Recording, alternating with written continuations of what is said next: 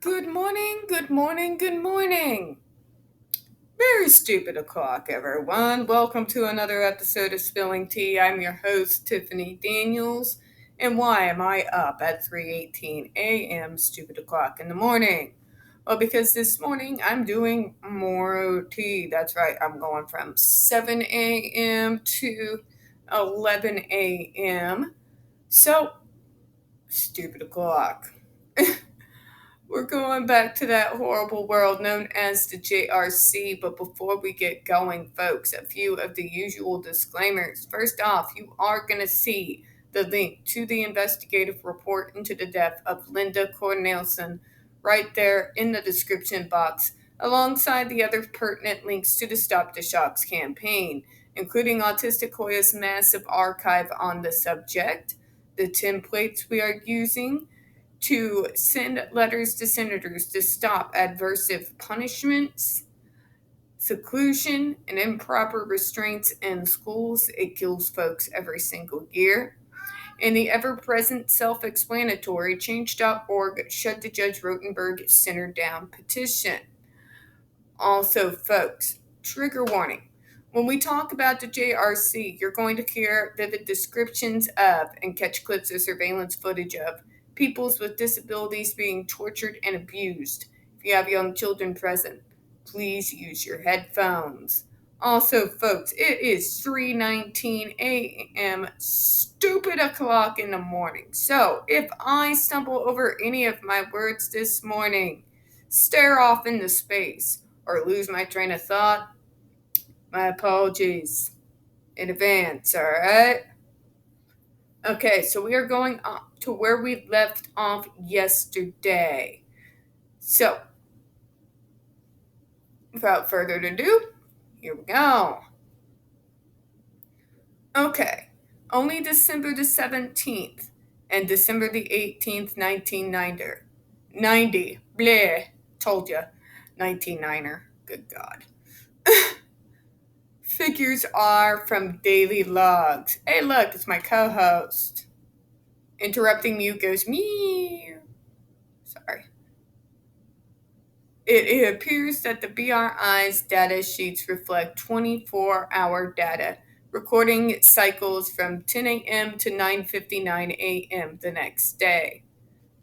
56 of the 61 adversives indicated in the chart above were administered on December the 18th, 1990, an approximate period of 4 hours. The time frame for other days is 24 hours. All right, come on, you. Come on. Come on. What are you doing? What are you doing? Mommy's trying to do stuff. You got commentaries? Go meow. Go meow. You're good kitty. Good kitty. The total numbers for each day do not come close to the 61 or 56 from the 17th. It should be noted that many or most of the 28 adversives were also administered when Vi was exhibiting signs of illness throughout the night of December the 17th. God, the sick bastards. The following staff who were on duty at the residence after Vi arrived at the residence on December the 18th, 1990 at approximately 6:30 p.m. Okay, riddle me this, Batman. These guys are doctors, right? They're supposed to know what causes ulcers, right? Then why in the name of God were they giving her an increased amount of adversives, including hot sauce and all of that? And how in the hell could they not tell that that was what was going on? Why didn't they even look into it? Can somebody explain this shit to me? God, the incompetence. Okay. W13, who had been on the bus ride home from the day program. She then left work early, between 6:30 and 7 p.m., as she was injured. W1, who was occupied downstairs, involved with food preparation. She was in the residential supervisor and in charge. W1 had known Vi was ill the previous evening and had already informed nursing staff in the morning at 9 a.m. before she left to work for the day of Vi's behavioral indicators. For the love of God, why are you calling them behavioral indicators when you fucking know she's ill? What the hell is wrong with you? When she returned to work, she received no further instructions from nursing or other staff. W9 does not recall being involved with Vi during this time period. W14 was on the bus ride home with Vi and was one of the direct care staff at the home. The whereabouts of the remaining staff identified on the staff schedule for that time period is unknown, and therefore were not interviewed. Attempts to contact them were unsuccessful. Who's surprised? Nobody. Nobody. There is no explicit documentation of Vi's condition and status from 6:30 to 8 p.m., with the exception that an inordinately high number of adverses were administered to her, demonstrating that she was exhibiting a number of behaviors for which she was getting consequented. For the love of God, she's sick. What the hell is wrong with you people? What else did you need her to do? Paint you a fucking sign? On or about 8 p.m. on December the 18th, W1 was called upstairs at the Franier house by W14 or W6, stating that Vi is on the floor and won't get up, and that something was wrong with her. Gee, ya fucking think this has been going on for days. She's been trying to tell you, and y'all have done nothing. God.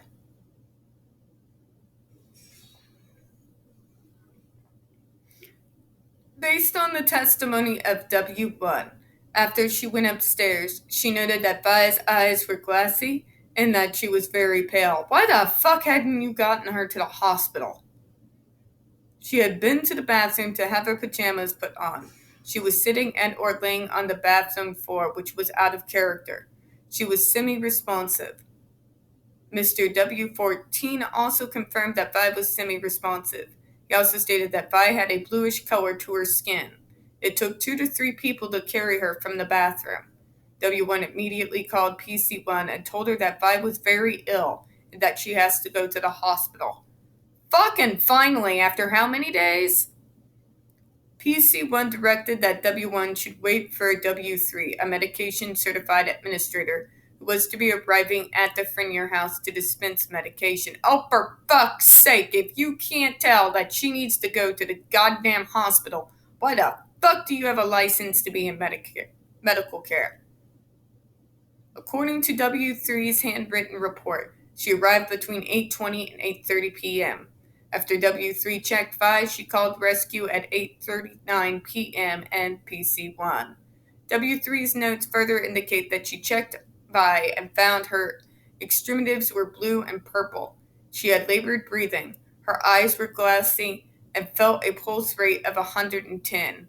I could not detect a radial pulse in either arm or pedal pulse.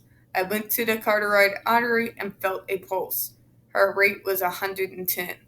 The Emergency Medical Systems Transportation Street documents the time of receiving the rescue call and responding at 8:39 p.m. They arrived on location at Frenier at 8:45 p.m. They were en route to the hospital with Vi at 20:55.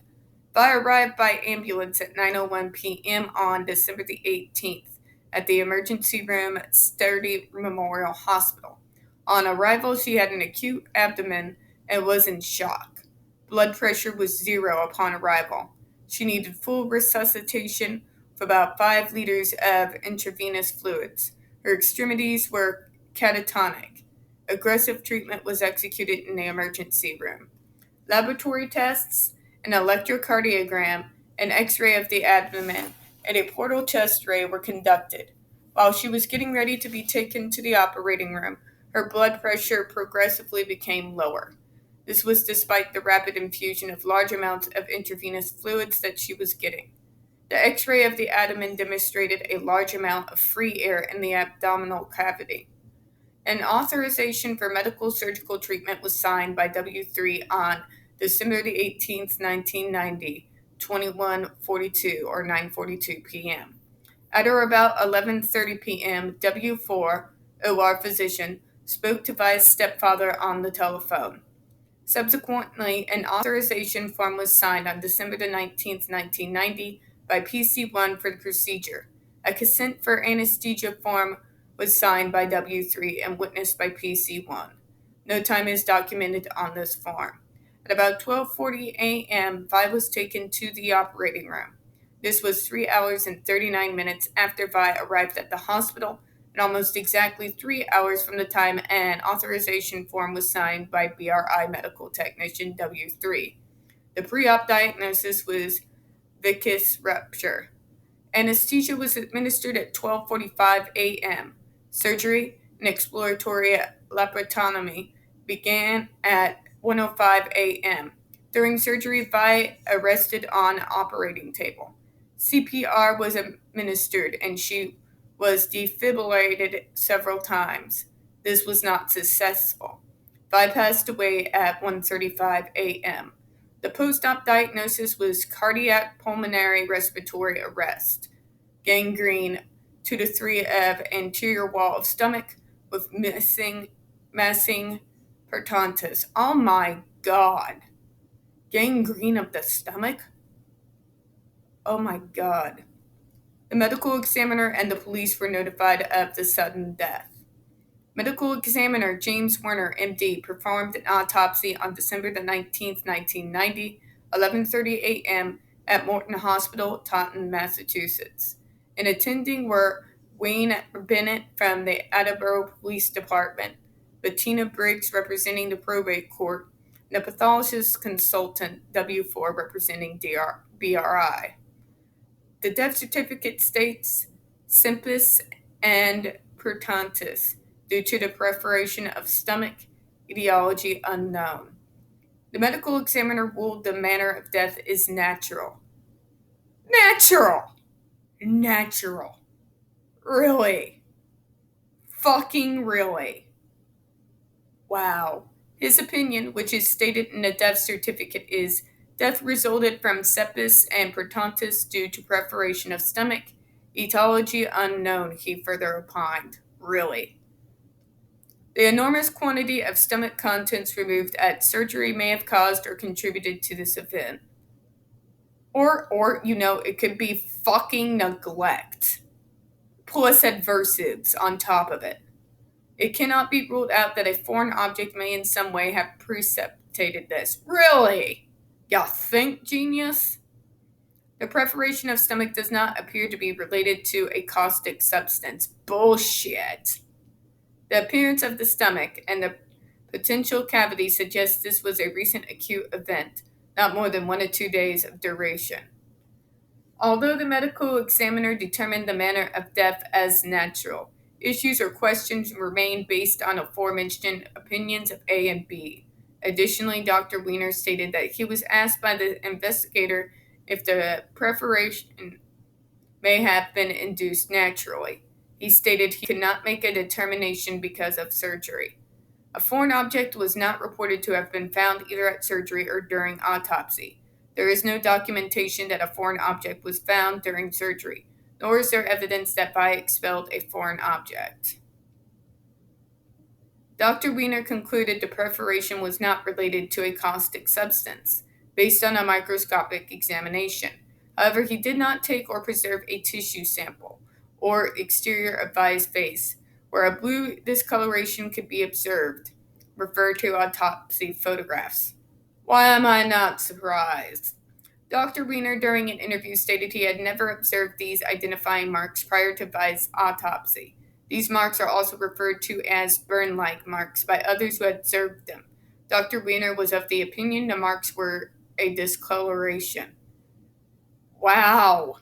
Wow, so you're bending over backwards to cover their ass. Really? Corrupt son of a bitch. Ingestion of a substance which causes corrosion on contact is ruled out by examination of the mouth and esophagus.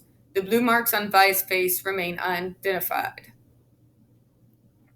The police officer in his report wrote, Some of the chest cavity fluid was placed on her leg to see if there would be any reaction.